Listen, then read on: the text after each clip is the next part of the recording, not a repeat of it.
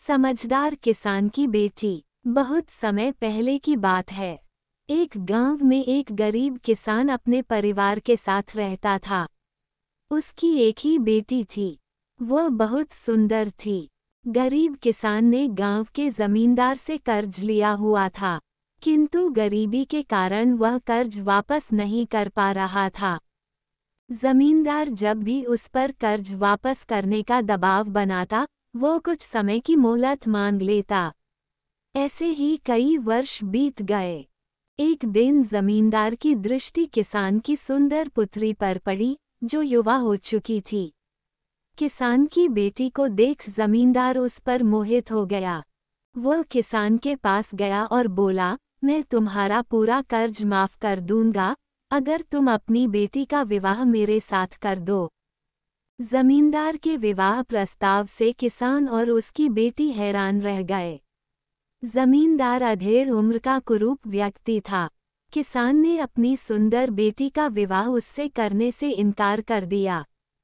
किसान की इनकार सुनकर जमींदार बौखला गया और तुरंत अपने कर्ज के पैसे मांगने लगा। किसान के पास पैसे नहीं थे, उसने मोहलत मांगी, लेकिन जमींदार ने मना कर दिया और उसे जेल पहुंचाने की धमकी देने लगा। अंत में दोनों का मसला गांव की पंचायत में पहुंचा। पूरा मामला सुनने के बाद पंच बोले, ये मामला कुछ उलझा हुआ है। किसान तो कई वर्षों से कर्ज चुका नहीं पा रहा और उसकी स्थिति को देखते हुए लगता नहीं कि वह कर्ज चुका पाएगा। बेटी का विवाह वह जमींदार से करना नहीं चाहता।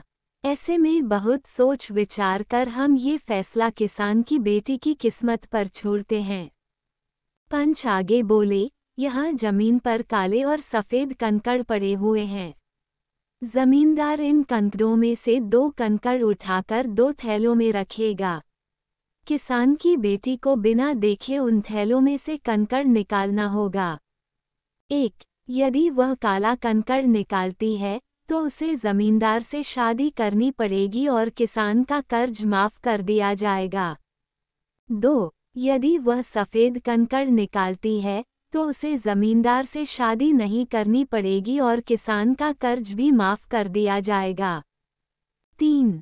यदि वह कंकड़ निकालने से इनकार करती हैं तो किसान को जेल में डाल दिया जाएगा। पंचायत का फैसला सुनकर किसान और उसकी बेटी चिंता में पड़ गए। किसान तो सिर पकड़कर बैठ गया। इधर जमींदार ने जमीन में पड़े कंकड़ उठाकर थैली में डाल लिए।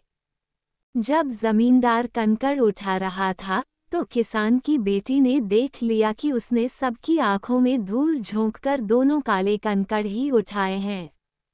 अब किसान की बेटी किसी भी थैले से कंकड़ निकालती, वह काले रंग का ही होता।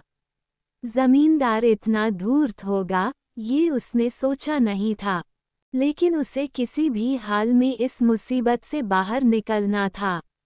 वह अपना दिमाग दौड़ाने लगी। उसके सामने 3 विकल्प थे। 1. थैली में से कंकड़ निकालने से मना कर दे और पिता को जेल जाने दे। 2. थैली में से कंकड़ निकाले और चुपचाप जमींदार से शादी कर ले। 3. पंचों को जमींदार की धूर्तता के बारे में बता दे। तीसरा विकल्प उसे ठीक लगा, लेकिन पंचों को बताने पर भी इस मुसीबत से छुटकारा नहीं मिलता। पंच जमींदार से कंकड़ बदलवा लेते और अंत में निर्णय उसकी किस्मत पर ही निर्भर करता। वह ऐसा उपाय सोचने लगी जिससे उसे पंचों को कुछ कहना भी ना पड़ना पड़े और वह जमींदार से शादी करने से बच भी जाए। एक उपाय उसके दिमाग में आ ही गया।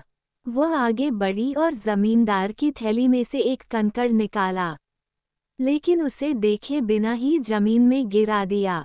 जमीन में गिरकर वह कंकड़ अन्य कंकड़ों में जा मिला। हाय, ये क्या हो गया? कंकड़ का रंग तो मैं देख ही नहीं पाए और वो मेरे हाथों से नीचे गिर गया। अब मैं क्या करूं? किसान की बेटी पंचों को देखकर जानबूझकर परेशान होने का नाटक करने लगी। ये सुन एक पंच बोला, कोई बात नहीं, तुमने जो कंकड़ निकाला था अब उसे पहचानना संभव नहीं है। ऐसा करो, जमींदार के दूसरे थैले में कंकड़ निकाल लो। वो जिस रंग का हुआ, उसके विपरीत रंग का कंकड़ ही तुमने पहले निकाला होगा। सभी पंच इस बात पर सहमत हो गए। इधर ये सुनकर जमींदार के होश उड़ गए, लेकिन अब वह क्या कहता। पासा पलट चुका था, वह चुप ही रहा।